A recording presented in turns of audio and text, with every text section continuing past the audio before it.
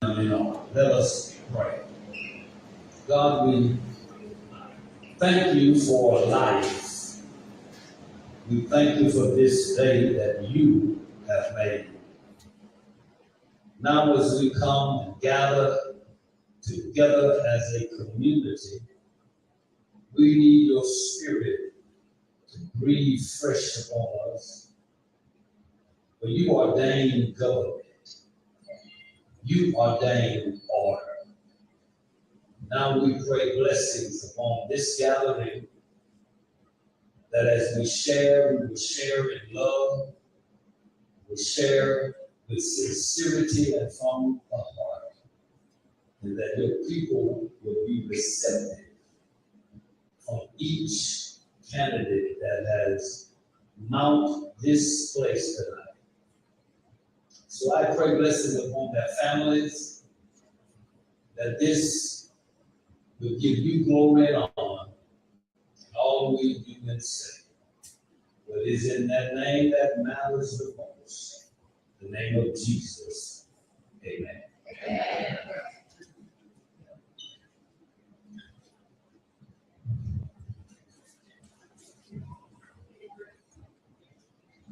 Good evening, Hammond. On behalf of the concerned citizens of Tenco Parish, welcome to tonight's Hammond Mayoral Candidate Forum. Thank you to everyone who has joined us here, and thank you for those who may be watching on stream. Tonight is about the citizens of Hammond. It is an opportunity to learn and to hear directly from the candidate seeking to serve as the next mayor of this city. This is not a rally. It is not a debate between audience members, and it's not a campaign event for any one candidate. It is a public forum designed to give each participating candidate an equal opportunity to address matters that Hammond residents have identified as important to their lives, their neighborhoods, and the future of their city. For those who may not know me, I am Reverend Dr. Sherri L. Brown Jackson, and I have the privilege of serving as moderator for tonight's forum, and I am joined by Mr. Oliver Thomas of New Orleans, who will further introduce himself. But our responsibility is not to advocate for any candidate.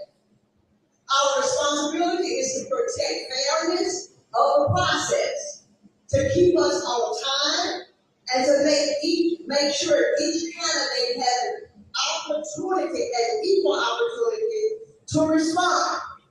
We will enforce the rules consistently. We will enforce the rules consistently. And I ask that candidates and everyone help us to maintain that spirit. Mr. Thomas. Thank you. My name is Oliver Thomas, five-time elected city council member, city of New Orleans, former council president, mayoral candidate, DNC, and most of the Democratic politics that have moved the state of this country for the last 30 years. You should be proud of yourselves. Give yourselves a really round of applause. I may be from the city, but you don't have the city without the rural parts of this community. Much of the history for all the communities that's grounded is what happened in these rural areas. So though I may be from the CTC, the Lower Diana, or the big city of New Orleans, it's extremely important that we have representation out here that not only represents the people out here where they live, but sends a strong message to Baton Rouge and to Washington, D.C., that we may have different jurisdictions, but we're together when we talk about the humanity of our families, our children, and progress. And for all of the candidates, as someone who's done this 6 times and only lost 1 time, you should be lauded and applauded for wanting to put your time and your family on the line. And so the folk around there, run for office is something else. And you know, in many cases, people they call you everything but a child of God. So though we may have challenges, feel good about the people who have at least said they're willing to go through this to represent you and to represent our community. We have a category of questions, some that have to do with kids and violence, nonprofits, leadership, ideas, infrastructure. If a question is answered, I hope you don't mind. There's some that are similar. We're not going to keep asking the same question over and over again. But also after this is over, you'll have a chance before the candidates leave to talk to them if they have something specific. But it's time to get started, bro. It's time to get started. I will introduce the candidates participating in the forum. If you can, please hold your applause until I introduce everyone. Our candidates who are participating in this forum are Carly Gonzalez, Lacey Landry, and Tracy Washington Wells.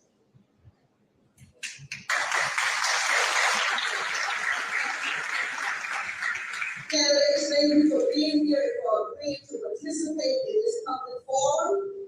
Before we begin, I want to review the rules and the format so that the candidates and audience members understand how we're going to proceed.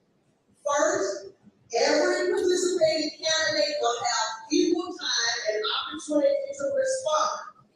The same question will be presented to every candidate, and candidates will answer in an established order.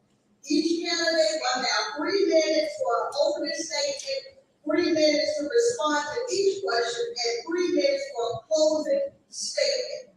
Our official timekeeper, will you please raise your hand so we'll know our official timekeeper? Please give her a hand because she has a very important job. Ms. Pierce will tell you.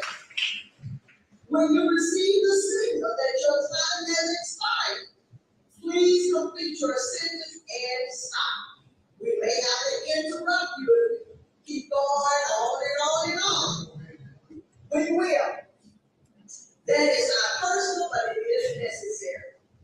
Anyone whose conduct repeatedly interferes with the forum, I'm talking about audience members now, you may be asked to leave.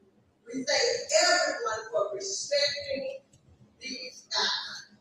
So, we will begin by a 3-minute opening statement from each candidate, and then we will, after we get through the established questions that we have, audience members put questions, as Mr. Thomas said, in the box, and we have them, and we have categorized them into major sections. So if your particular question isn't asked the way that you have written it, the topic and the spirit of that question will be addressed. So let's begin. Candidates, you will have 3 minutes for your opening statement. This is your opportunity to briefly introduce yourself to the citizens and explain why you are seeking to serve as mayor. And we will begin with Carly Gonzalez. Picture is on. Hi. Hello. Thank you so much to the organizers of this group for this opportunity to address everyone. It's an exciting time for the city with an open seat for the mayor. My name is Carly White-Gonzalez. I am born and raised here in Hammond. I am currently serving as the District 2 City Council person here in Hammond. I'm in my second term, and I'm finishing my second term. So I've been on the council for 8 years. I'm also an attorney. I got my law license at Loyola, New Orleans, and I have a solo law practice here in Hammond, focusing on estate planning and succession. So I very much feel that my legal experience and background is a very big positive for me as a candidate for mayor in the city of Hammond. Also, I'm a mom. I have an 11-year-old son who is my pride and joy. I'm a wife, I'm a sister, I'm a friend. I have so many deep connections in this city. And my time on the council has really opened up my eyes to things that are working in the city and things that are not working in the city. And I felt a calling to put my law practice aside, and with my family's support, to throw my name in the hat for mayor, because I truly believe that I am the right person to take Hammond forward in the next term, and then for potentially 2 more terms after that. Fully committed to the process. I've been campaigning for over a year. I really enjoy talking to people, hearing their concerns, hearing their problems, hearing their requests. There's so much that needs to be done. I know a lot of this will come out in our questions, so I'm going to hold off on all the things I think need to change and what we're doing right. And I thank you for being here. It's so much part of the democratic process to hear from people. And I thank you for taking your time out on this Saturday to join us. And again, thank you to the hosts and to the African American Heritage Museum for allowing us to stand here. Thank you. Thank you. Our next candidate, Lacey Landrum. My name is Lacey Landrum. I also want to thank everybody for coming out tonight. I know it's a little warm in the room and it's a Saturday night, but this shows the investment and how critical we are in this place for how we go forward with Hammond. I had the pleasure of working for the city of Hammond for nearly 15 years. I started as a grant writer, and I brought in millions of dollars to make improvements in every neighborhood across our city. I know what it takes to get that done. I was shortly thereafter promoted to Director of Administration. That means serving as number 2 and being responsible and leading 330 plus employees and managing a $50 to $60 million budget. I know the daily workings of what happens at City Hall. I know the daily workings of what happens to get things done in your neighborhoods. And I'm a firm believer that the street where you live should not limit or determine the services that you receive. Those who have worked with me, and some of you are in this very office who worked with me at the city, those of you who I've worked with on different programs and different nonprofits through over the years, we know what it takes to get things done, and that's what I'm committed to doing. I have a wonderful husband, Joey Dominic, who runs the Juvenile Detention Center. I have a beautiful daughter, Maddie Dominic, she's here. She's in high school and wants to be a veterinarian. We love dogs in our family. And I have a son, he is not with us tonight because he's in Georgia finishing his Army National Guard training basin. He's a Southeastern student. We look forward to him coming back, and he's going to have to figure out how to do an absentee ballot. He's never done that before. So we are a family of public service. It's all I know. I was raised by a family that says helping others matters. And it's because whatever you do to the least of these, you have done to me. And that's something that I stand firm on. We have spent too many times and too much recently where we focus on what is other than us. We focus on trying to set up categories of people and why we can't work together and why we need to be divided. And all that does is hurt all of us in this room. All it does is says we're going to stick with our territorial projects and our small piecemeal efforts instead of dreaming big again. And that's what I want to do for Hammond, and that's what I'm committed to doing in every part of our city. Let's dream big again, and let's make a safe Hammond, let's make a prosperous Hammond, let's make a Hammond that is truly for our families and where we want to live and grow together. Thank you.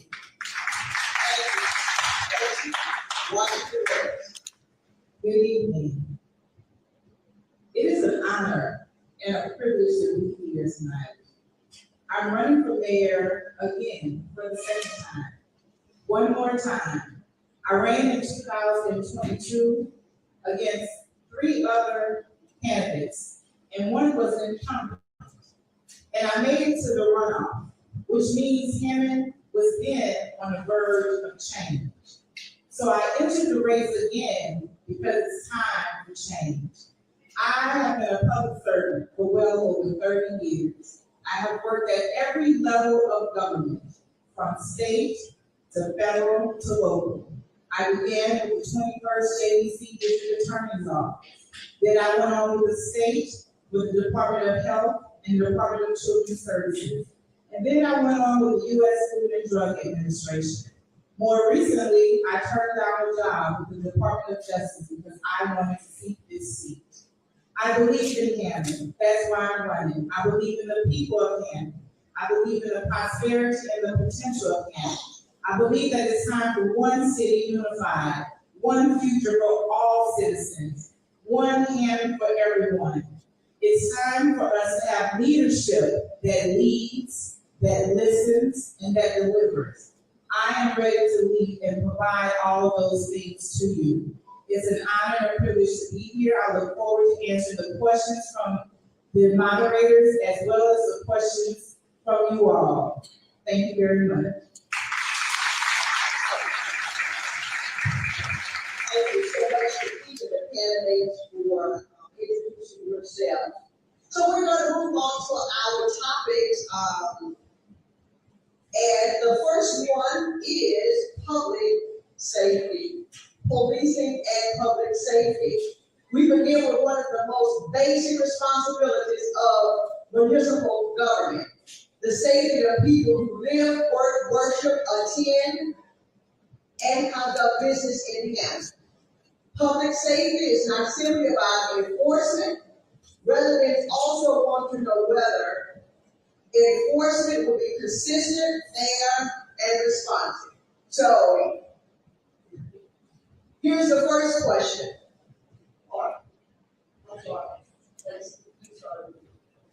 What are your priorities for policing and public safety in Hammond?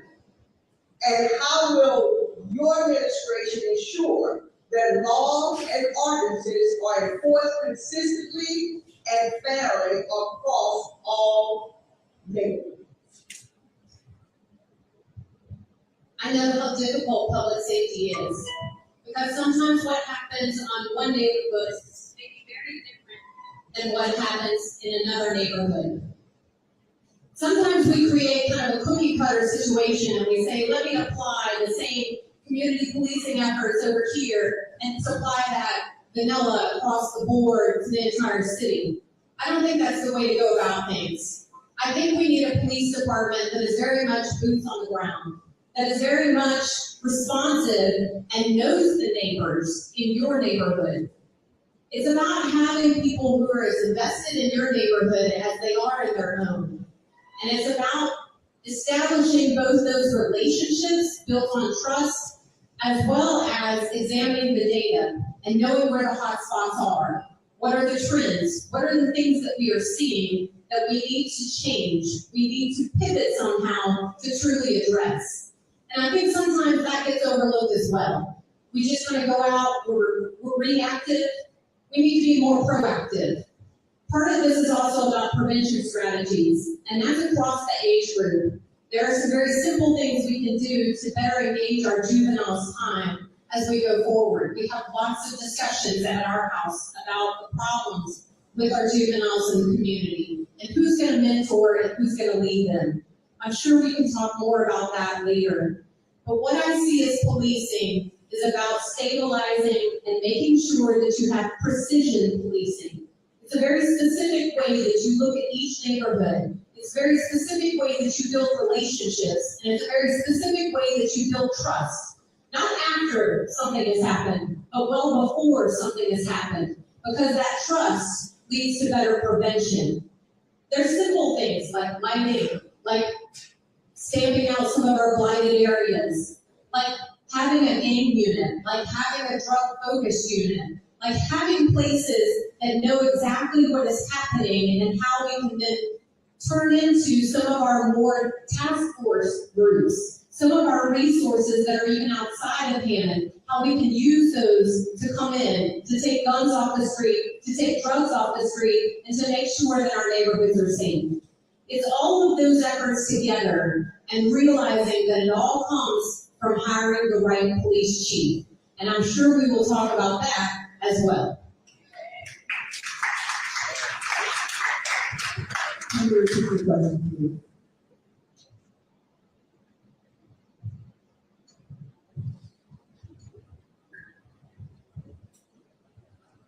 What are your priorities for policing and public safety in Hammond?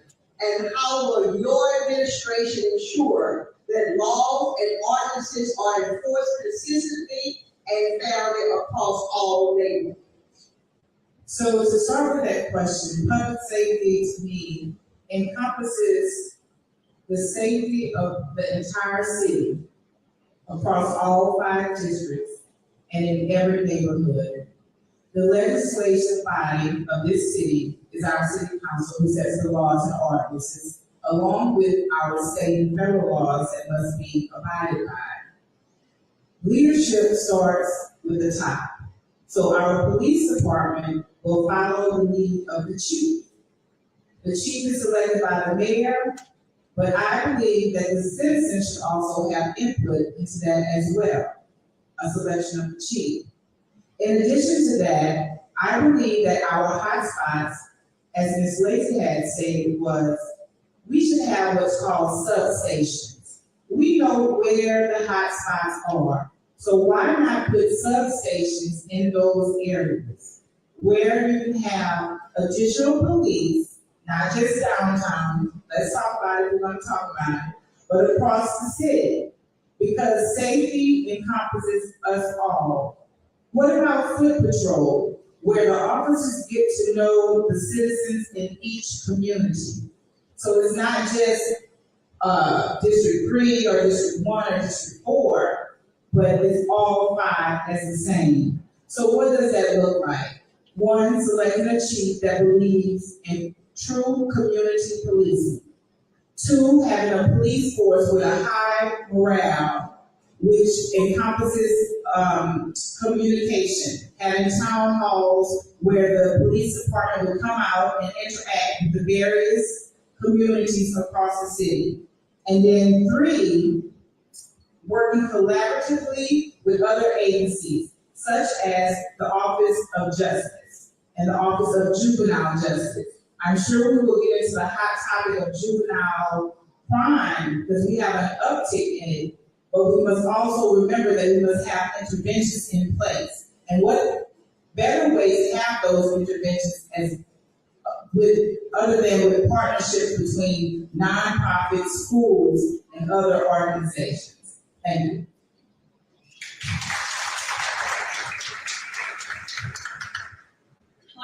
Like these ladies here, I also believe that the priorities of the public safety and the things that we need to focus on are really going to be set forth in a new police chief. We all know that will be happening, and the job of the new mayor is going to be picking the right person for the job. I was part of the last time we hired a police chief. That process was not the process that I would prefer. And as the mayor, I want to have a collaborative process. I have spent time talking to police officers that are currently at the police department and asking them what they feel. Should be someone from inside, should be someone from outside. I'm taking so many people's suggestions, I'm listening to people, and I'm trying to develop the right way to do this because it's going to set up our city for success. Obviously, we all want to feel safe. Every neighborhood deserves to be safe, from downtown to every single neighborhood, to the airport, to the mall, the hospital, everybody wants to feel safe. And right now, there's a lot of morale problems in the police department, and I feel that the proper leadership with the right police chief is going to solve that problem. And then also, the mayor holding the police chief accountable for the policies and procedures that we want to see happening in the city. We need community policing. We need to see police officers in our streets, in our areas, in our parks. I live in an area where I see police officers driving by. They're not always in police. I live near Southeastern. That is something that I appreciate as a resident. I want that for every neighborhood. Our police officers need to be patrolling the streets. We need to get out in the community and make connections. I would love to see the police officers assigned to districts that are known to these people, known to these kids. So many kids think police are scary or they're scared of it. And we need to have a dialogue, we need open communication. We also very much need to make sure everyone knows what's going on. So much about what the city does is reactive. We need to be proactive. We need to explain to people what we're doing and what we're promoting. There's a lot to policing. Obviously, I can't get all of it with this 1 minute thing that I have going on here. But we have a lot of work to do in the police department. Number one is going to start with a new chief, and that's a top priority for me as mayor.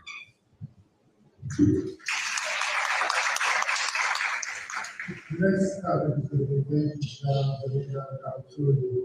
As important as public safety is, residents of Hammond are also concerned about affordability.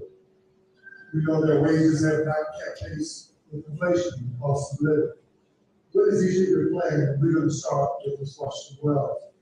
What is your plan to create economic opportunity, diversify the economy, and bring more jobs and better jobs to the residents of Hammond? Ms. Washington. So currently in our city, our largest work base is healthcare, education, and social service assistance. Those are our three largest employers in the city. With not many manufacturing jobs. The great part about our city is that we are on the corridor of I-12 and I-55. And I spoke about this 4 years ago and over the last 4 years of increasing jobs in the supply chain field as well as manufacturing.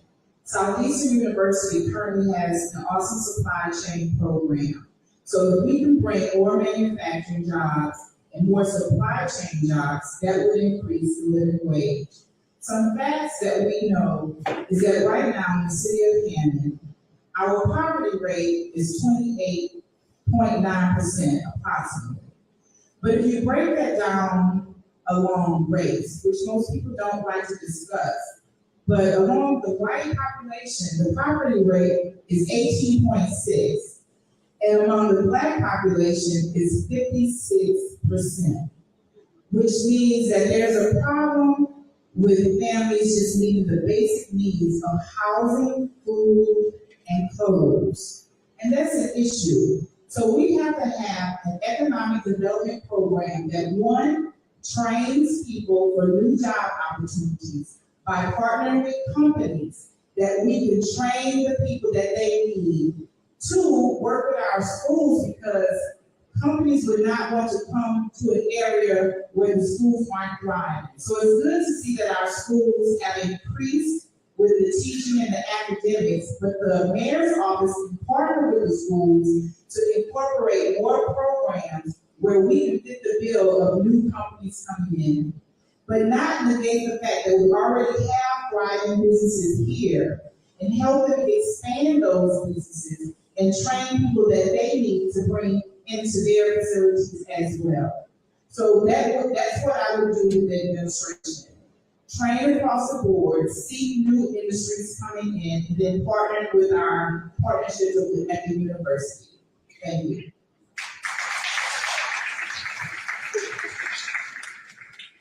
For at least the entire time that I've been on the council, the city of Hammond has not had a specific economic development department within the city. We kind of outsourced that to the parish. The parish government has an economic development office, and we've allowed them to do our economic development. However, their resources are looking towards the whole parish. We need some focus on the city of Hammond. We need someone out there really working for the city of Hammond for our economic development. I have served as the president of the Tangipahoa Economic Industrial Development Board for the past 5 years or so, and I've been part of different programs that do pilot programs and tax incentive programs to get manufacturing and other economic development businesses into the parish. I have an understanding of that process, and even better, I know how to ask smart people who know more than me how to do those jobs. And I will absolutely be bringing to the city of Hammond economic development to drive jobs. Also, at the same time, we have to focus on the small businesses here in the city of Hammond. We have a lot of really great small businesses and medium-sized businesses. Our permitting process could use a little help. I've heard from a lot of people on the campaign trail the process for getting an occupational permit is incredibly difficult. Why is it difficult? Why do we have to go to 4 different departments plus the parish in order to do things? We need the city of Hammond to be an easy place to do business when you want to start up a business. Obviously, we have Southeastern and North Shore Technical College as a training ground for people to learn the skilled trades, and then we have also obviously North Oaks.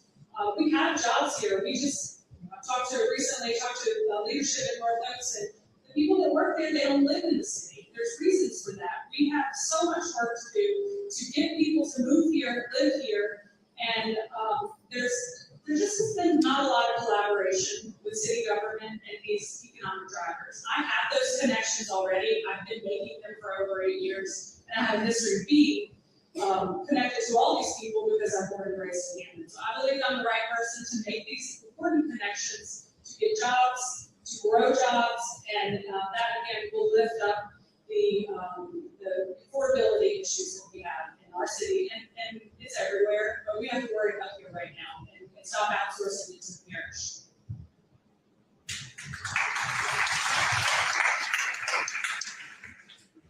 Economic development is about looking at the total spectrum of everything. We've talked a little bit about training. There is already a partnership between North Technical and the businesses that come in. They are able to request specific classes and curriculum to help train quickly their job pool of candidates. But we can expand that. There are some business resources at the Small Business Association. There are some other small business resources at City Hall itself and through our economic partners that Ms. McDonald just mentioned. But I think more than anything, we have to sell Hammond again. We battle things like sometimes our crime statistics. We battle sometimes our poverty statistics. We battle our education statistics. And so we have to figure out how to tell the real story of Hammond. I have gone to many a foundation meeting. I have met with many a site selector. And once they get here, it's a whole new world. Once they get here, they fall in love with Hammond, just like all of us have. And that's the story we have to lean forward to tell. The mayor should be the economic driver of the city. The mayor should be about making catalysts happen, about making companies like Medline and Home Depot want to come to Hammond and find their place here. And that's what we have done over many years. We do have and did have a Hammond-focused board. I served on that board for over 10 years. We did focus on supply chain efforts. We also focused on distribution because, as we know, being at that crossroads of I-55 and I-12, you can get to many places in less than 3 days. That is a unique qualifier for us. Another unique qualifier is our elevation. We are higher than all those places down south. No offense to you. But there's a lot of places that wanted to relocate here after Katrina because of the safety that we provide here. We have to tell that story as well. But more than anything, we have to tell that story when site selectors are coming here. When they fly into our airport, unbeknownst to a lot of people, and they see Hammond for the first time, we need to meet them. We need to greet them. We need to take them to all of our wonderful places. We need to tell them about all of our success. We need to tell them how our schools have increased in some regards. We need to tell them why living in Hammond is a special place where we celebrate life, unlike any other they go visit. All of those efforts together come together in an economic development comprehensive plan, where the mayor is the driver again, where we focus on our partnerships with both Southeastern, North Shore Technical, all of our existing businesses, and our small business resources. Thank you.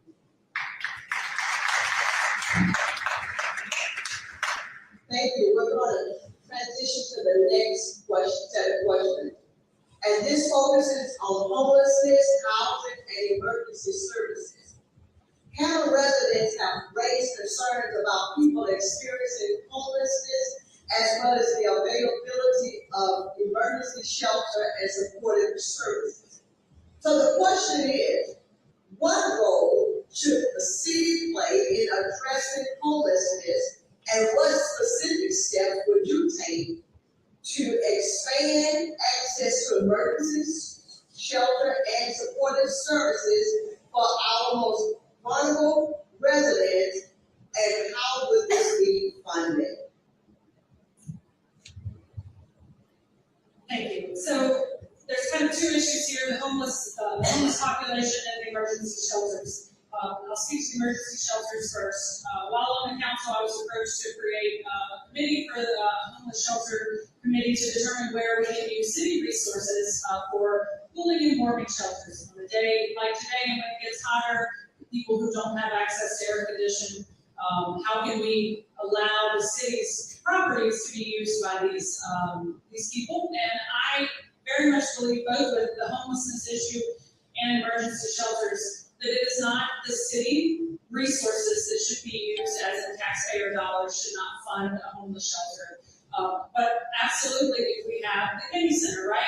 On the council, it took a little while, but we provided a generator so that the Kennedy Center now can function in emergency situations. We should be using the Kennedy Center to allow people for emergency shelters if needed. I think we should be partnering with our nonprofits, our religious groups, and people to provide the actual organization of those facilities, but I don't believe that the city staff should be running those facilities. I think we have wonderful, wonderful groups here in the city who are willing and able to do the oversight of those shelters. As to the homeless population, again, I want to see the city support nonprofits and religious groups to provide those services to people in need.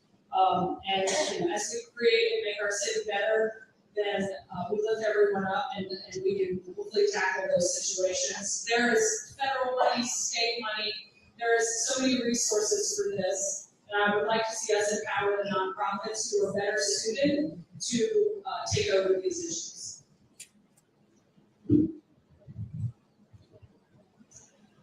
This is an area I've worked in for many, many years. When I was at the city, one of the grants that I wrote was for exactly emergency and transitional housing, and it was for monthly supports to help you get through. Let's say you lost a job, you had a child who got sick and had to be hospitalized, your car broke down. We had temporary supports that were provided through both state and federal grants. It was actually federal money that passed through the state. And we had that grant. It was very successful. We used it in many, many ways. We also worked with our nonprofits to deliver full wraparound services so that it's not just about finding someone shelter, it's also about making sure they have food. It's about making sure their kids can get to school and that they have adequate transportation. If you don't have full wraparound services, you're not going to have a successful program. My church actually participates in a program called Family Reach. I have personally volunteered for that program since its inception at our church. We host a set of homeless families quarterly. And so we're using the resources of the church to help facilitate that program. I stay overnight as a chaperone. That way you get to interact with the families, hang out with our kids, and just help them feel human again. We also have a shower ministry at our church that helps out on Fridays. Again, just helping people figure out, have a clean shower, and have a way forward. Have some sort of hope in their life. The best way to attack homelessness is through our nonprofits and our churches, but the city is there to help as well. We need to be pulling down all of the state and federal resources that are available, and we need to be partnering with our nonprofits and helping them succeed in those areas. We also could look at models that are successful. One of those that I've seen in other states is a working hotel. Instead of it being a full shelter, on one side, it's a low-cost, affordable hotel, and the other side is a shelter. And the people who stay in the shelter have the opportunity to work in the hotel and learn transitional skills in both janitorial, customer service, event planning, and all those kinds of things. So then they have a leg up, and they are more qualified to go get a job. But they get to stay together as a family in one location and get back on their feet. These are proven models of how we can transition and help people and help families in need. And that's what we need to look forward to, is how we take those proven models and implement them here. One of the things that we know is that homeless shelter ends up with a lot of people saying, not in my backyard. That's why they're more successful in more rural places. So the shelter may not be within exactly the city limits, but it's definitely something that the city has to help support. And we do that through bringing down those federal and state dollars that are available to help our families in transition.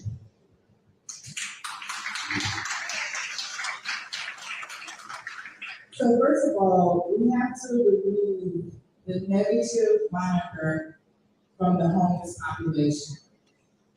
In many white papers, you're hearing called the unhoused. Our neighbors are homeless. And when I say our neighbors, that's conclusive of people in our city. They're our neighbors. If we go to Z Mary Park, if we go down 190 to Walmart, if we go to our mall, we see our neighbors. So what can we do to help them? One, as the lady stated, is partner with churches and nonprofits and programs that work. But to call out the federal agencies that actually provide money for that is the Housing and Urban Development HUD. Also partner with Red Cross, who will man the emergency shelters for us. So we do not have to reinvent the wheel. There's also an organization called the North Lake Homeless Coalition. They've been trying to get a homeless shelter placed into the city for quite some time now. So those conversations need to be had where we bring all stakeholders to the table, including the unhoused population, to see what it is that they want to see. Oftentimes, people in political positions make decisions without including the very people that it will affect. We cannot sit in City Hall and make decisions for people, and we have not walked in their shoes. So we have to have conversations with them of what they want to see. Some of our children are in the school system, and they are unhoused. They're living with families, so that's the definition of homeless as well. So we have to have services that collaborate with our schools, our nonprofits, our churches, the federal government, and the state government, using some of those community development block grants as well to incorporate these.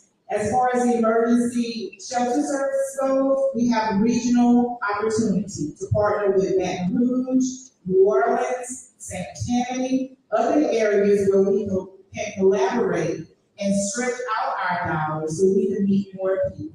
Thank you.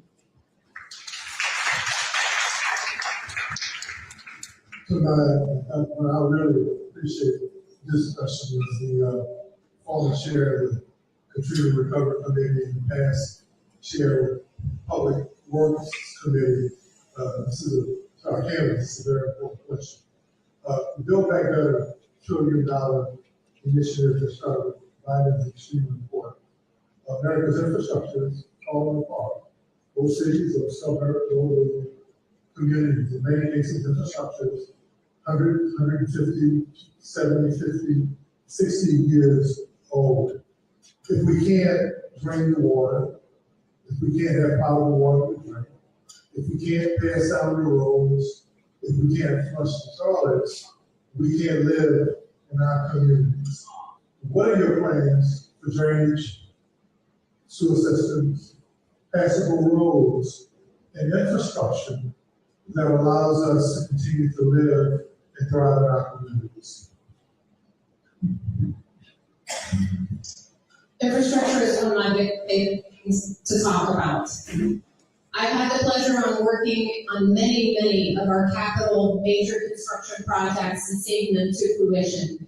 Whether it was the roundabouts or whether it was just your regular roads throughout the city. One of the things I noticed in our last budget is that we passed $1.8 million. That's $1.8 million for new sidewalks. Guess how much money is in there for road improvements? Zero. We don't have any money in there for asphalt overlays of our basic roads. And if you'll notice, the roads that lead to our schools are some of the worst in the city right now.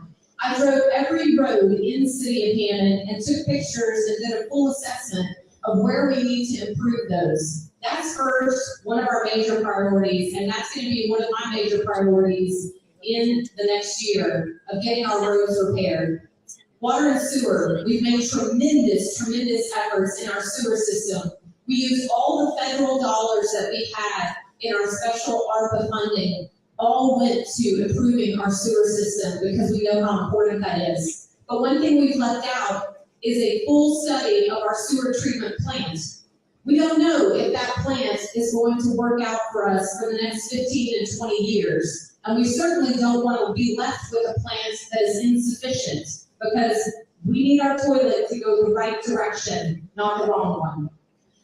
Speaking about water, one of the very first grants that I wrote was about a water well. We have 5 working wells in Hammond that are all connected together, and we have one of the highest water system grades in the state. Water system grades became important about 3 years ago when the state passed legislation and said you had to look at your entire system. You had to make sure that the people who were responsible for your system, not just the operators, the city workers, but also the administrators, the mayor, the council, that they actually understood what a water system was designed to do. And then you had to make sure that the water system rates were appropriate to pay for the infrastructure needs that would be needed for all of the future. We didn't explain that rate process very well, but I'm proud to say that we followed state law and we got those rates approved. And we're able now to invest in our systems and make sure they're going to work for your neighborhood, regardless of where you live.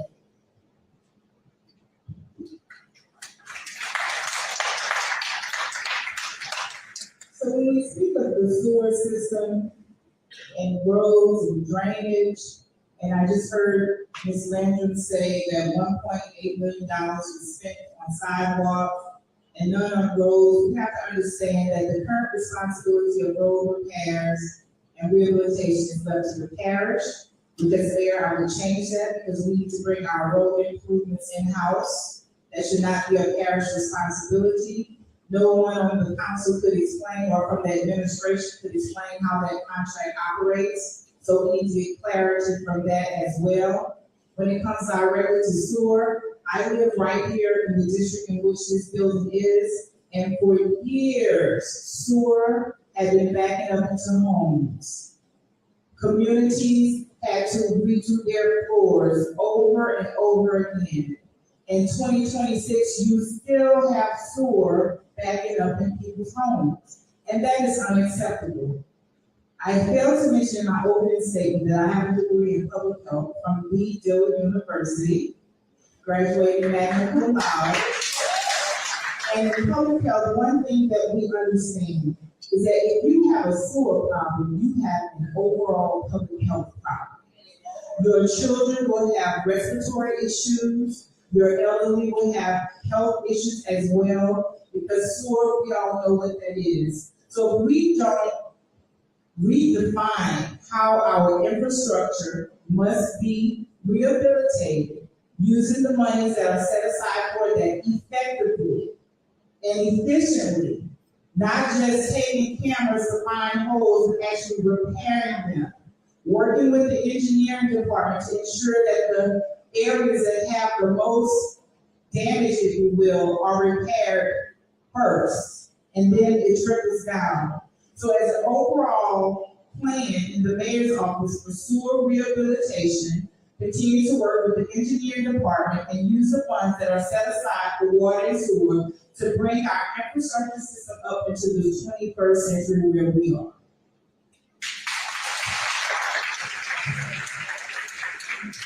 As 8 years in the city council, that infrastructure is basically one of the most important things that we do, our capital projects. And I've been a part of using this federal money that came to the city to get these sewer issues that we were having in certain areas pretty hard.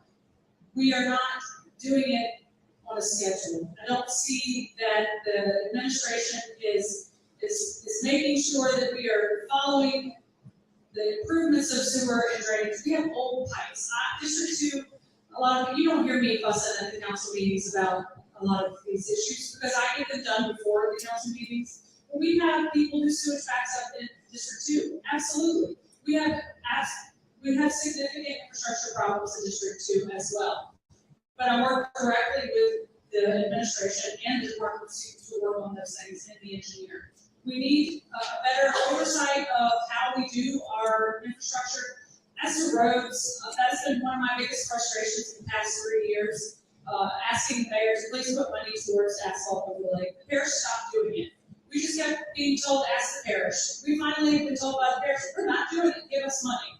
I went and talked to the mayor of Ponchatoula. She put $500,000 every year into the parish contract to do their own roads. Why are we not doing that? That's number one. We've got to fix our roads. They're atrocious right now. There's just absolutely no communication and coordination in the city with other municipalities and parish on using and pooling resources to deal with some of these very, very expensive things. The other issue is a lot of money that we get for infrastructure comes from the state and the federal government. I have relationships with our state legislatures. We get a lot of money that comes through from capital projects from the state. It takes direct communication with those legislators like Representative Mayoral, Representative Weed, and to get that money for certain projects and get those projects done. And I have those connections. I will continue to do that. We will have a more collaborative effort and more of a schedule of getting these infrastructure projects done.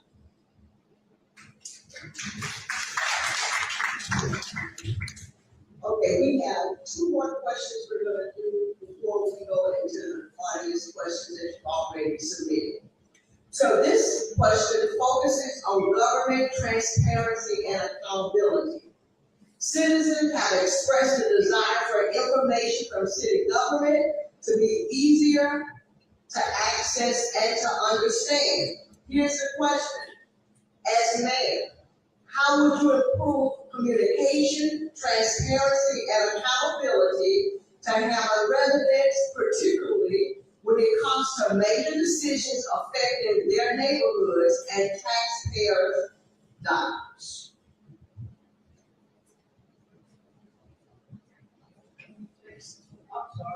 Okay, thank you for that question. So one of the platforms that I'm running on is transparency and accountability. The budget that was recently passed projects that they will receive $31.5 million in sales tax. And they will receive projected $6.3 million in property taxes. You, the taxpayer, need to know where every penny is going. That's transparency. Accountability is, as an administration, working with the council to ensure that the asks from the citizens are being performed and that we deliver according to that responsibility. So my plan as mayor is to have quarterly town halls in communities, either at the city hall or go out into the churches and public spaces to have this conversation. But not only that, I want to have an electronic checkbook where you can follow every penny to the dime. You can actually go onto the city website, and that's what it is. It's an electronic checkbook. And every time a check is written, you will see the vendor, you will see who is written to, and you will see the purpose. So you will know where your money goes. As far as accountability, we should have a way where the community can file a complaint with no fear of retribution or retaliation for all of our departments. As far as communication, we have over 7,000 utility customers. Any information that I need to get out as your mayor will be in your utility bill. You will not have to be surprised. You will not have to wonder. You will receive that communication each and every month. I am a firm believer in transparency and accountability. This is your city hall. This is your government. I am just running to sit in the seat to carry out the task. Thank you.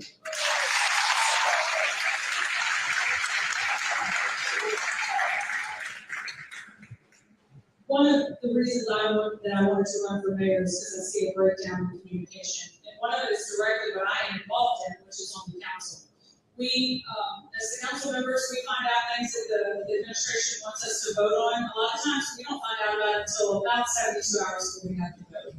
There's no description, there's no explanation. The very last meeting we had, I had to ask them for what projects were in the bid tabulation that we were voting on. We have no idea, a lot of times, what the administration is doing and why they want us to vote on something. And it goes the other way as well. A lot of times, council members are bringing up their concerns to the mayor or the administration at the council meetings. Those are every 2 weeks, sometimes every 2 or 3 weeks. We have to do a better job of communicating, and I think that I'm particularly able to do that because I see why it's not working and how we do it different. We have got to hear from our council. As mayor, I will hear from the council members. We will communicate, we will understand what the problems are. There are things that are just being held for weeks because we're not having a chance to talk to each other. That is a problem. That's a breakdown in government. I've recently started, as a council person for my district, doing a Facebook video every time they're council meeting, telling people what's on the agenda. People are not paying attention in the city of Hammond, and it's because they don't know how to find the information.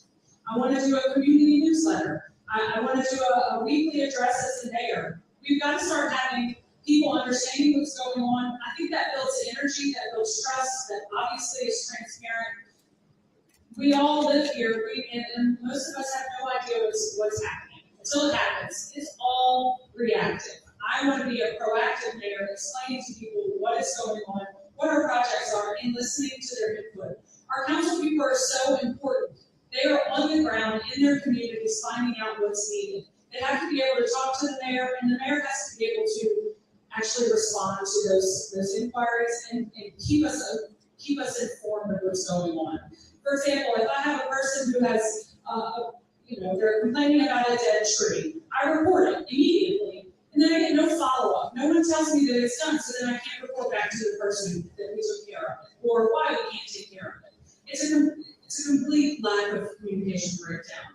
It's so easy to fix. We just have to talk to each other. And I will absolutely be there doing it because it is my greatest frustration as your council person.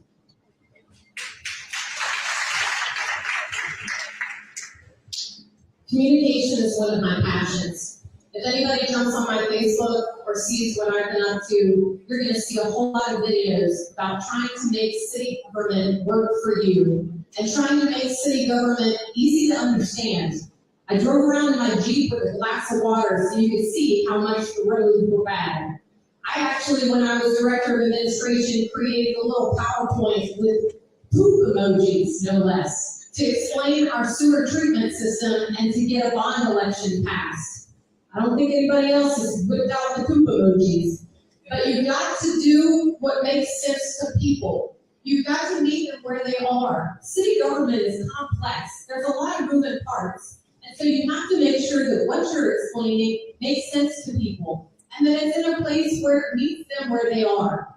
I actually have a PhD in technical communication. That's what I study.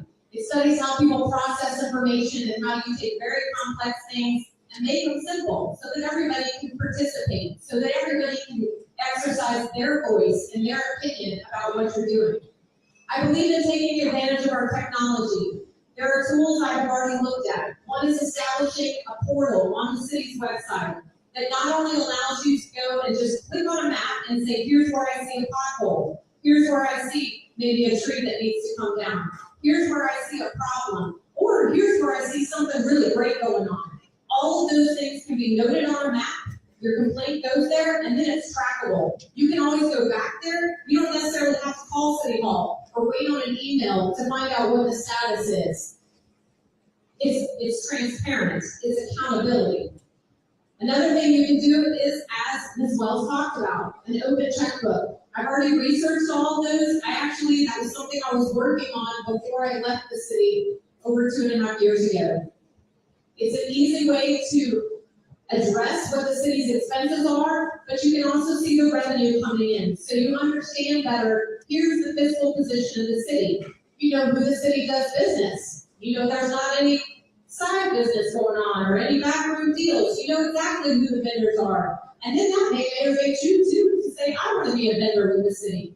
I want to help contribute in these regards. Having that open checkbook, having that citizens portal, and having a place where people can track all of our construction projects. They know when your street is going to be worked on. They know when your park improvements are coming. You can see the schedule. Again, you're not waiting for City Hall to wake up. It's all at your fingertips. We're still there, ready to answer the phone, ready to explain things, but having all that come out. Last is a weekly or monthly newsletter so that you see digitally. It gets emailed straight to you. You can get text messages straight to you. The update is here. Here's a link to the update. We can do all that and more to improve how we're talking to our city.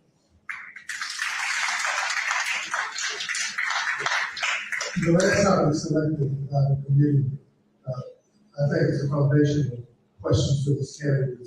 I think it represents what's sustainable in our future. Because if our kids are not safe, our kids are not trained, if our kids are not allowed opportunities, then not only will you not have a community, you won't ever have that. So what are your plans when you talk about youth development, workforce training? Mountain cities and CETA programs are going. The United Way or Alice report is even though we've made some gains, Louisiana's 50 in economic development for children. We think we feel good because we're 46 in education. Now, we're in flux about what is quality education.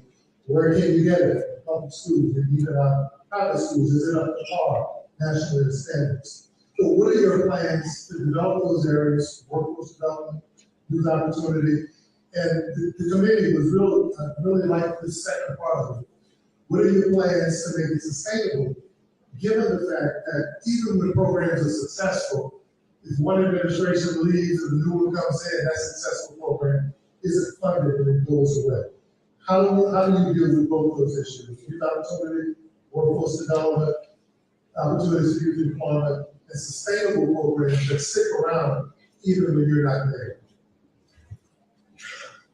Thank you for the question. I believe that as the city's role in this, unfortunately, we don't have a lot to do with the schools. I think that the mayor and the city government, we need to be supporting the schools, supporting the initiatives of the schools, getting out there, encouraging the schools. One of the things we do is the after-school program. It was highly successful for a very long time, and then it got pushed, it got scaled back, and now we're back at it, but it's not as successful as it was. I think there needs to be more outreach. Our recreation department has room for growth for reaching out to kids. I think I was a basketball player, I was a college athlete. Basketball was a big part of my life. I think that sports and team sports has a lot to do with helping kids and making sure that kids have the right discipline and the things to do so that they don't get in trouble. So I think that we have some room for improvement in our recreation department.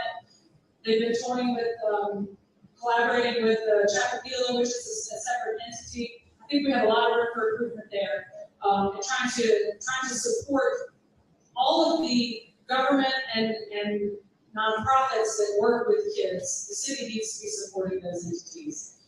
As for workforce, again, I think we need to be supporting the North Shore Technical College and Southeastern. I don't believe it's the city's job to train the workforce. We have already institutions for that. We need to be supporting them. And so much about this issue is communication and explaining to our citizens what resources are out there. I hear all the time from people who don't know, that there's summer camps, that there's, how you sign up for soccer. We are failing our citizens of Hammond in explaining where they can go to enroll their kids, where their kids can get jobs. And I think it's just so basic to me that it's going to be a very easy fix, quite honestly.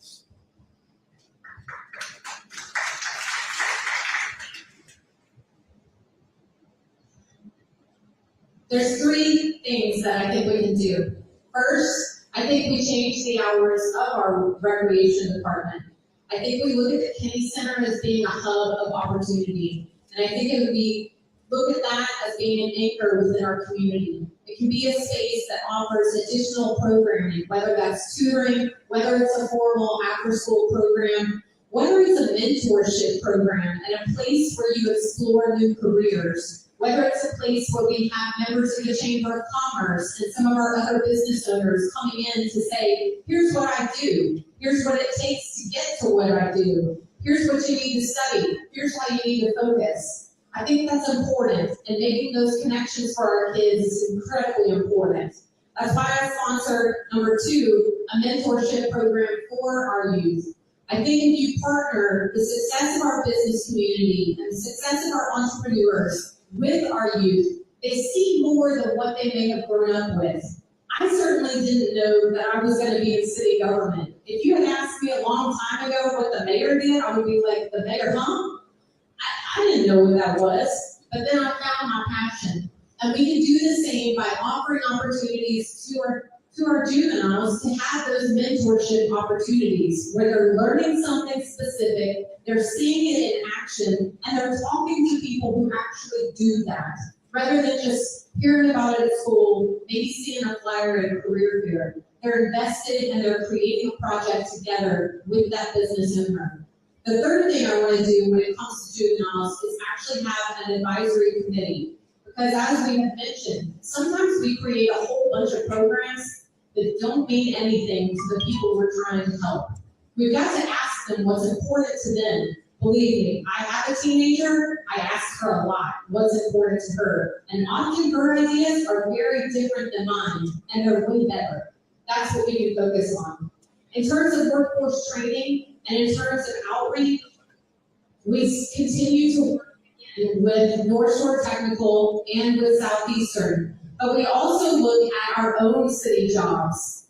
I know that water and sewer is an area that you can have tremendous career progression. You can actually make pretty decent money at the top of the line, but we have very few people interested in some of those jobs. But making sure that that education and that training is available opens the door for career progression. We have to do that with our own employees as well as with the community members. So that partnership of making sure that we know how to educate the entire group of people is important.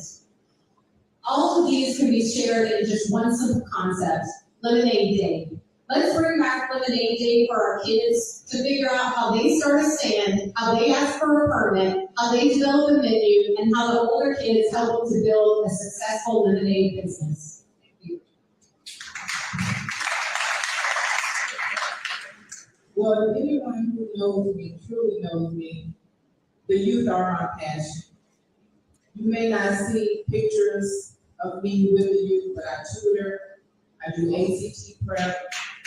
I have a master's degree in education, specializing in curriculum and instruction, specializing as a reading specialist. I worked at Operation Jumpstart, an alternative boys' school for at-risk youth. I worked at Northwood Preparatory and AV, an alternative school. And so what I see as an issue for the youth in our city, they want to earn money, and there's no way for them to legitimately earn money. There was a program back in the day, JTPA, that as mayor, I would bring back in office juvenile employees, where we would hire juveniles to work with the city during the summer. I'm a firm believer that where you put your money is where you show your priority. This last budget, approximately $60 million, the after-school program was reduced from $75,000 to $25,000. So people can tell you all day long, they want to see improvement for our children, but if the money does not follow the vision, there's an issue. In addition to that, let's talk about the violence that we're seeing with our youth, because that hasn't come up yet. And it may. We're gonna ask the audience, I know that your candidate may be up here, and you may be celebrating what they're saying, but we need to be able to hear, so if you just keep your applause and comments and things down. Thank you so much. We're doing so good, but I just need us to maintain the quorum for everybody. Thank you. Oh, no worries. So I was speaking on youth violence, thank you. So there's a program where they use what's called violence interrupters. We know that there are hotspots in our city. We can use formerly incarcerated people who have rehabilitated themselves and be mediators and mentors before our children get themselves into those situations. We cannot wait until things happen and act. We have to be proactive. But my number one concern and action will be to implement an Office of Juvenile Employment as mayor so we can hire juveniles to earn legitimate money. Thank you. Thank you so much to these candidates and to our audience for your patience. We have a plethora of questions. We're going to do our best. But the questions fit into the categories that we've already talked about. So your particular question may not be asked the way that you've written it, but again, the spirit of your question will be dealt with. So here's the first question here, and these questions are from the audience members. What measurable results should the voters expect from you after your first 2 years in office? Measurable results are important because they identify exactly what has happened. One of the first things that you'll see is the creation of several committees under my administration. One, the Juvenile Advisory Committee that we just spoke about, to give us feedback on those ideas. Second, there will be committee structures set up with the council members participating. A couple of council members, several city staff people, and several people from the public will participate in both the Finance Committee and the Capital Projects Committee. Because where our checkbook is very important, and that needs to have more input and more people at the table following that progress. The same is true of our capital projects. We've talked about scheduling, we've talked about funding, we've talked about reprioritizing. One of the things that I'll do as soon as I get into office is ask the council, which does pass the budget and did pass the budget unanimously. So if there were changes to be made for both after school or to direct street funding, it should have been done by the council that voted unanimously to pass that budget. But what I'll do is look at that budget and see where we can reprioritize. How can we direct money to our greatest need? And if our greatest need is street repairs, how do we get the funding there and how do we jumpstart those projects? So that budget analysis will be critical for that first month in. The second thing that you'll also see is that I'm going to establish a committee to hire the police chief. We talked about how important that role is. It's important to have, again, members of the council, members of the city staff, including police officers, and members from the public in hiring that important position. There will be at least 2 public hearings about that police chief so that you have the opportunity to meet the different candidates and to understand where they're coming from. Because that chief needs to feel like a community hire. It needs to feel like a chief that we can all talk to and who will listen to us and who will understand the unique needs of every one of our neighborhoods. The last thing that you'll see in my office will be a lot more communication. You'll see regular videos going out about our projects and about our status. I've already been making those. You'll see those continue. You'll also see that monthly newsletter coming to your email or coming to your text message via your cell phone. You'll see that come directly to you with tools that we already have available to use. It won't be additional costs. Those things are important for us to feel like the community as a whole understands what's going on. And so more than anything, you're going to see a mayor who listens to you. You're going to see somebody who walks your streets, who drives your streets, who comes to your businesses, and who says, what can I do to help you grow? What can I help you do in Hammond? That's the mayor I intend to be.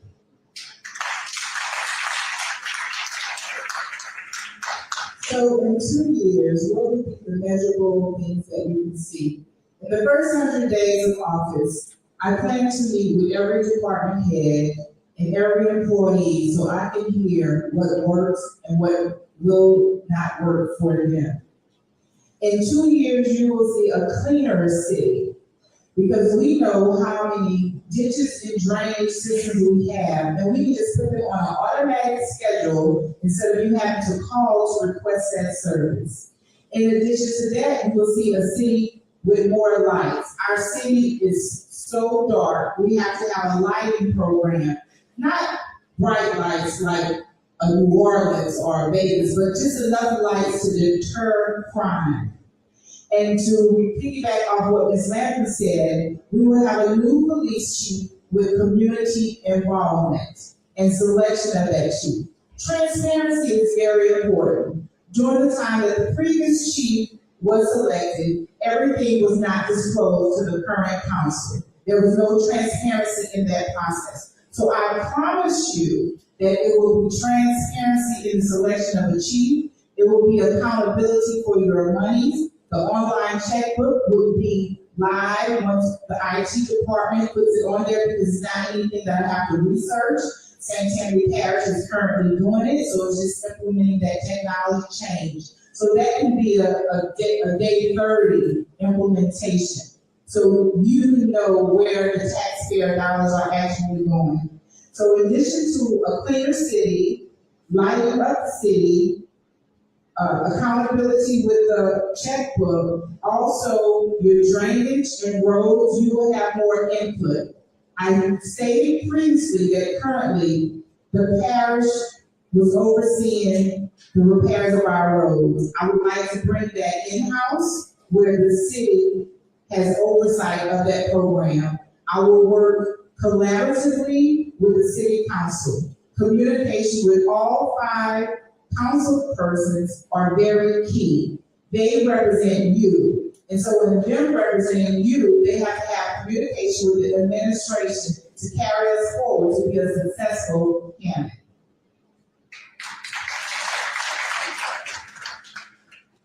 Many of the things that they've said sound great. I hope I'm not the one who wins, that we actually do some of these things. We need these things so desperately. I want to see us in the city website very badly. Citizens portal where you can go and put in there what you need done, whether it's a street, drainage, street sweeper. We have street sweeper. If you need that, and we will be able to provide that to you quickly. We have to bring back department head meetings. I've talked to different people in the city. There are no department head meetings. They don't all get together and talk about what projects are going on. We're going to bring that back so people are working together. There will be an economic development department. I'm not sure exactly what that will look like, but we will be out there hustling jobs, hustling manufacturing, and working with our education partners to make sure that we can attract business. I would like to see a change in the water and sewer department. Again, I'm not quite sure what that is, but the water and sewer rates that we have are not sufficient right now. I think we're overcharging on certain sides of it, and we need to potentially bring that to a contracted position so that we can provide better service, because we're failing in that right now. Obviously, like they said, we're gonna have a new chief, and it's gonna be someone who's out there who's bringing morale back to the police department, and is bringing community policing. In 2 years, there's gonna be just a massive amount of change because there's not a lot of energy in the city. Well, that's probably the biggest thing you're gonna see is energy in the city, pride in the city, and us working for you, and obviously a lot of communication and transparency. I like this next question. I think the biggest failure of the current administration and what you do and what is your plan to fix it?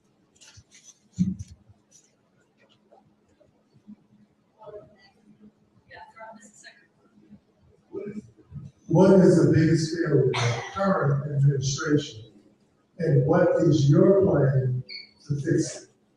Identifying the single thing that mostly went wrong with the who's in office now, and how will you fix it? So the biggest failure of the current administration would be transparency and accountability. And so that's why I decided to enter the race again. No jab at any of my counterparts up here, but they were part of, well, Ms. Landry was part of the administration. She mentioned that, right? Ms. Gonzalez was part of the council.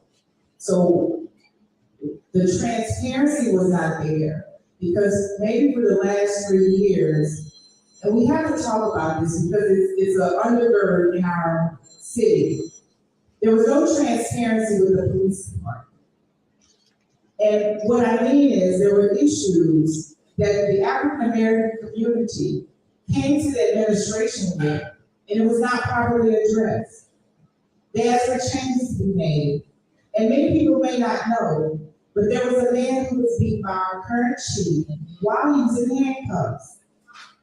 There was a man who was tased, and I believe he's currently paralyzed. And I don't want to call out their names because their families are not here.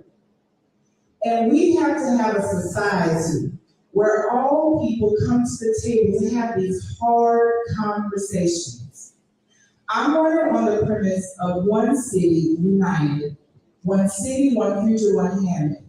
We have to look at all of our neighborhoods that deserve all the same services and all the same opportunities as everyone else in this city. So the failure would be transparency and accountability. At one point, the current council had department heads come to every meeting.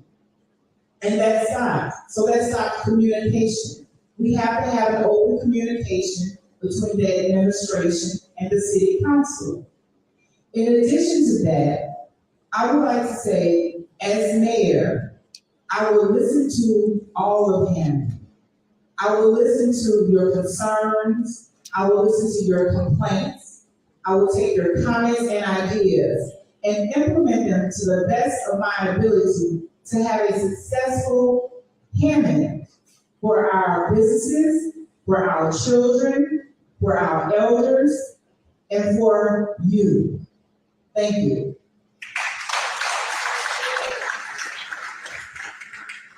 I believe that the biggest failure, the biggest failure is the lack of communication, and the lack of collaboration. And again, I am part of city government, but so much that we do on the council is reliant on information being given to us by the mayor and the mayor's office. And being able to meet with them and find out, when we first got on the council, we were new.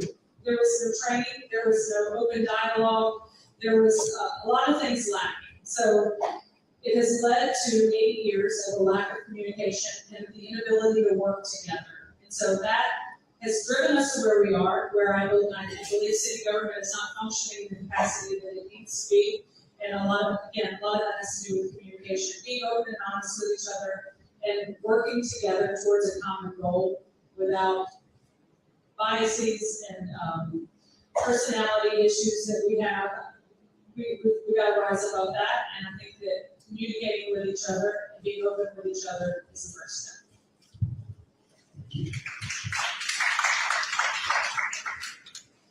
I agree with what has been said. I think the greatest failure has been drawing lines in the sand. One of the things that happened is when you draw a line in the sand or put people on a list and say, I'm no longer going to talk about that, I'm no longer going to discuss that, then you set up a very different relationship, and it's one built on failure.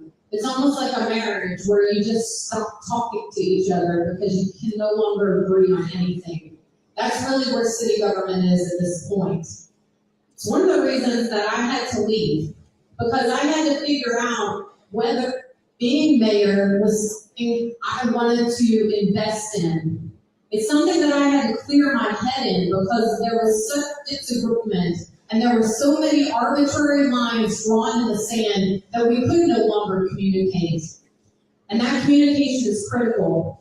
I think one of the ways to solve that is by the committees that I've already talked about, the working committees. I think another way to solve that is by moving up the deadline where city council meetings have to have the materials delivered to them, and then those materials become available to the public. Right now, you find out what's really on the council agenda 24 hours in advance. And you may not even have all the attachments or all the written language of a very ordinance or resolution that's supposed to be passed that very night. You need that up front. You need that at least a week in advance. Other jurisdictions and other cities do that. There's no reason we cannot do that. We should communicate better, not only within city government, but with our constituents, with the taxpayers, with the people who are you. Your government should work for you. And drawing lines in the sand is not a failure in terms of, oh, the mayor and the council won't talk to each other. It's a failure for you because you don't get the services and the responses that you deserve. That's something that I will work to fix through those very ways that we talked about. So there's been a lot of talk about new police chief, but we haven't heard about a plan. How are you going to bring a new police chief into the city of Hammond? What is your priorities when bringing in a police chief, and what is your plan to select a police chief? I've done a lot of talking to people. And as far as that section, you don't have to take the whole 3 minutes. If you got a good quick hand, that way we can get to as many of these questions as possible, because we'll be here till tomorrow if we answer all of these questions, but we're gonna try to get to as many as possible. Noted, thank you. As for a new police chief, I've heard a lot of people say, there are rumors that I already have someone chosen, or, people have come and told me they want the job. That's great. We're gonna have an application process, an interview process. I want to bring in people who understand policing to actually help advise on who the right person to be is. I do believe the council has a role in that position, in that committee selection. And we will work through it. We will find the right person for the job. I've already explained that I intend to set up a committee, and the committee composition being both city staff, including some of the police officers, being council members, and being members of the public. I will also hold those 2 public hearings so that you can see the different candidates who are being taken under consideration. But more than anything, I don't have a police chief in mind. I don't have anybody in mind, actually.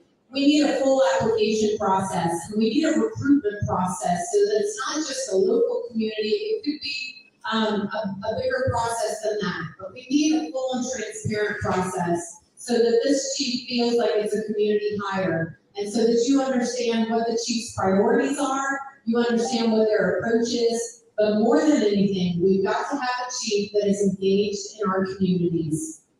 Thank you. So considering that we have 5 districts in the city, and each district have their own separate individual needs, I would like to hear from each of the districts. I would like to have meetings with HOAs, homeowners associations, with different areas of the city to see what they're looking for in their next chief.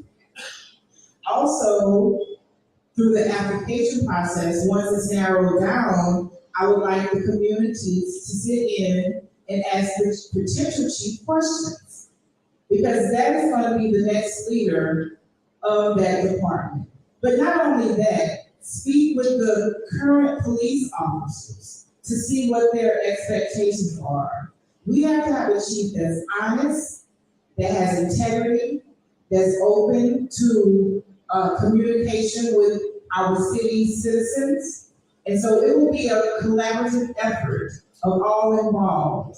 I have law enforcement in my family, as well as military. That is something that I take very serious. And so the next chief of police has to be a position that will thrive in our city and be open and transparent along with the administration and our city council. Thank you. The next question is about how we can, in a nation and country and community that seems to be more and more divided. What are your plans to make the LGBT community feel more like they're part of the community and have the same access that everyone else has?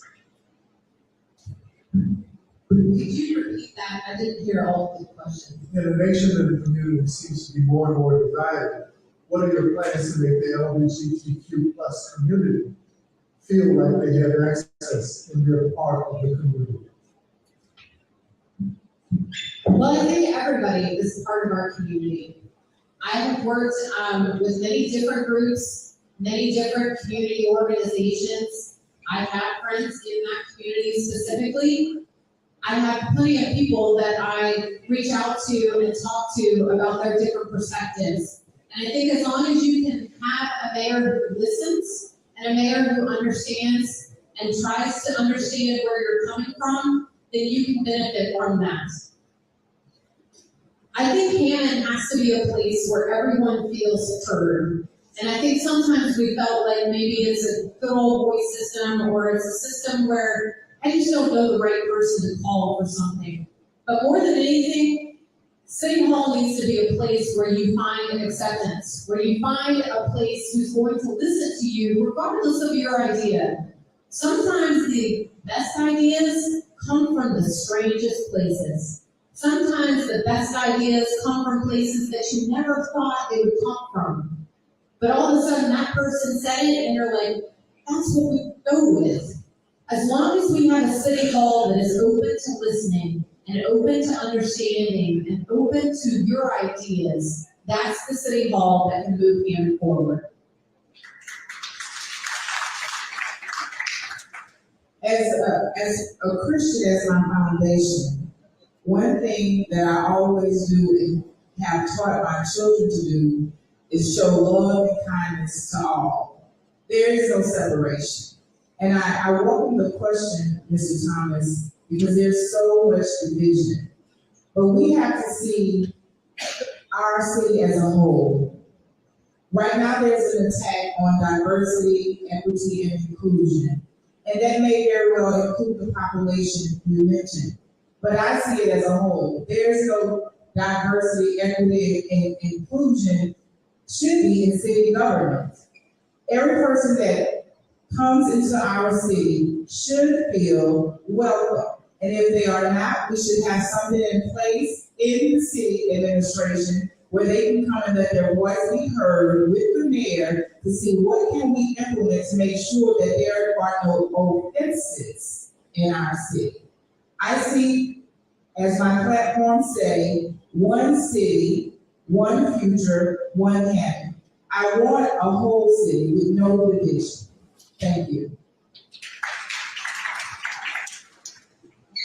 I believe that the city government is here to provide policing, streets, infrastructure, all the things that are basic services. That's open to everyone. I don't see a possibility of the city having any issues in city government with this. It's going to be open to everybody. We're going to be open and transparent. There's going to be open communication. Anyone that's going to be able to come in and get the services that they need. And that's it. Thank you.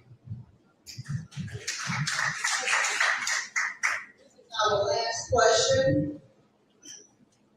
Right now, our council members are often divided on district, political, and even racial lines. As mayor, how exactly will you get them to work together? Last question that we have, and we want to keep this question to 2 minutes.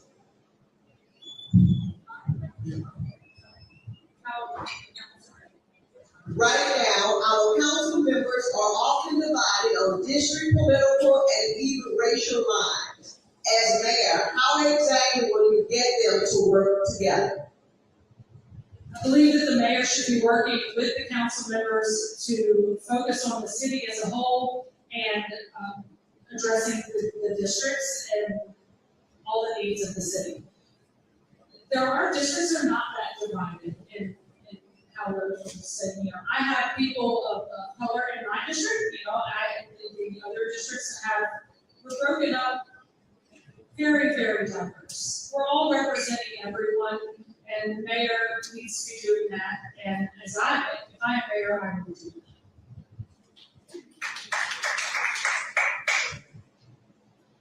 I've described the working committees. I think that's one of the best ways, because not only does it build trust again, but you're working routinely, regularly together on bigger challenges for our city. The second thing, though, is I think the mayor's responsibility is to communicate, to be advanced leaning. If you hear something that's going on in somebody's district, make sure that that council member knows about that. When this council first came in 8 years ago, we did offer a training. We offered a day-long orientation where we brought in all the department heads. We gave out binders. We talked about the council process. We talked about the mayor's role. But like I said, then a line was drawn in the sand sometime after that. And that failure of communication led to that lack of trust. If we focus again on that, and if we focus on getting the information out much earlier, at least a week time before the council meeting, it gives people more time to ask their constituents what they think. It gives everybody more time to be responsible and to be educated about the government that we're using. That's how I would help restore that council relationship. On day one, I will meet with all 5 council persons individually to hear what their needs and their desires for their individual districts are. And then we will come together in a retreat style day and talk amongst the entire team, administration and mayor council. And that's what that will be, a team. You have to have a unified team in order to move this city forward. There's no ifs, ands, or buts about it. They have to be willing to represent their districts with integrity, and I have to be willing to represent the city as a whole with integrity.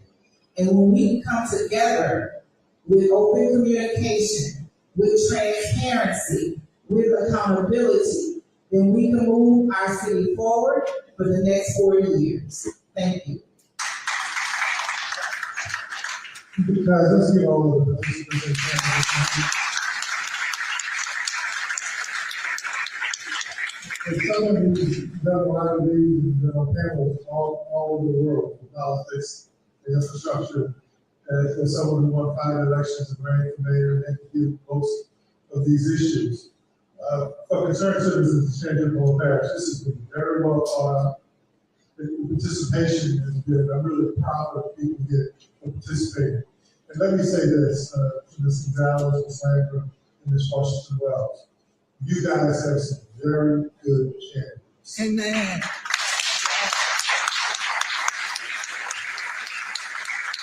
The ladies who are sitting up here could sit next to anybody in this country and compete and represent you.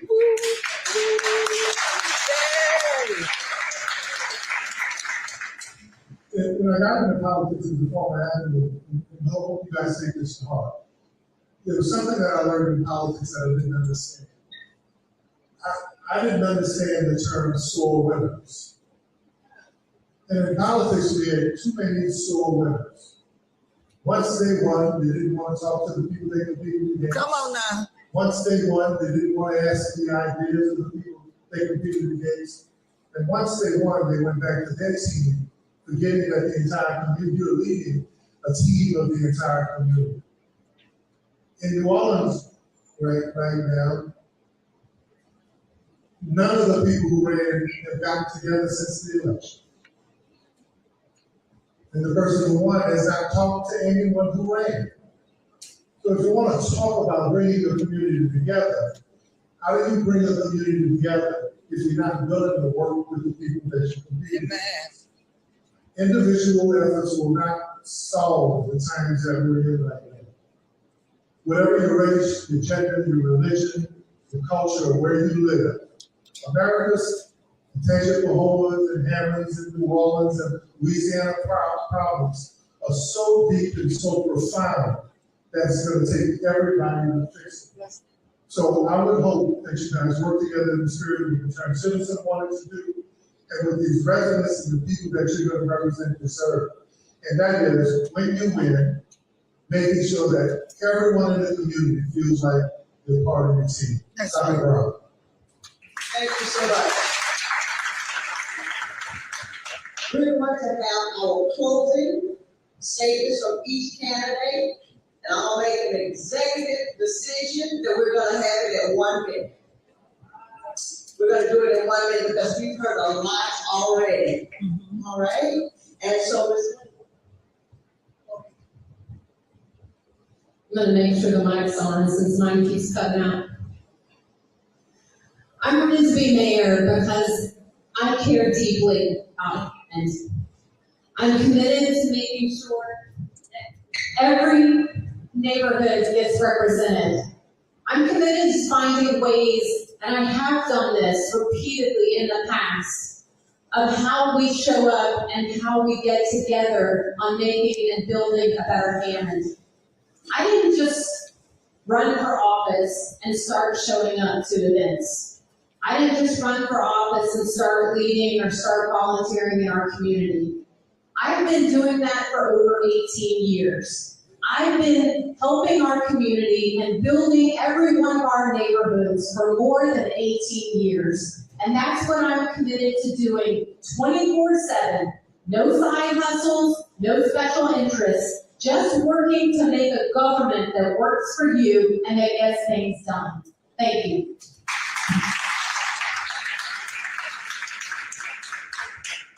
I'm running for mayor to deliver results. I will lead, I will listen to you. City Hall belongs to you, the taxpayer. I'm running on the premise of believing that we deserve one city unified, one city, one future, one Hammond. If we continue to vote the way we always voted Hammond, we will continue to get the results we've always gotten. It's time for a city where every man, every woman, every child is heard and receives every service that you pay for. Those are your tax dollars that need to be used for you, irregardless of your race, your creed, your color, your gender. Our government serves the people. And as mayor, I will have an open door policy, and I will serve you wholeheartedly on day one. Thank you.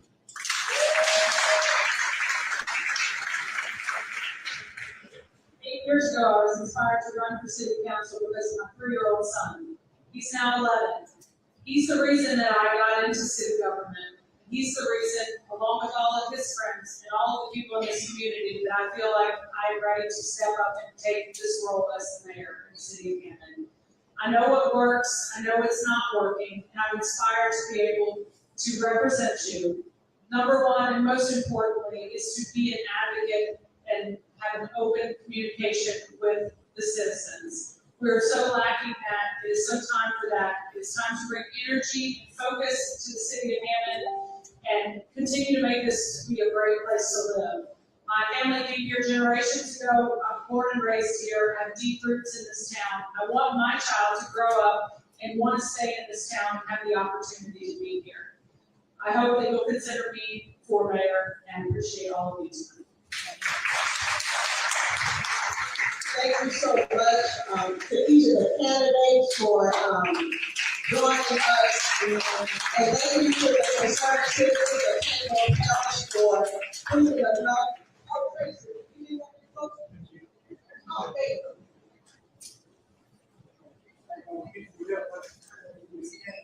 We want to thank our sound person and usually for people the time. Thank you for thinking of us to be able to do this. I have not lived in Hammond since 1998.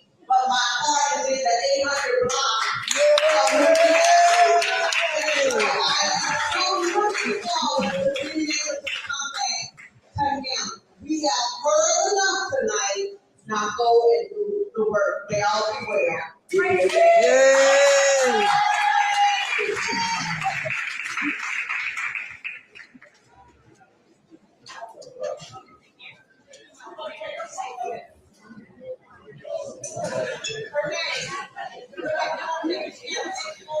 Okay.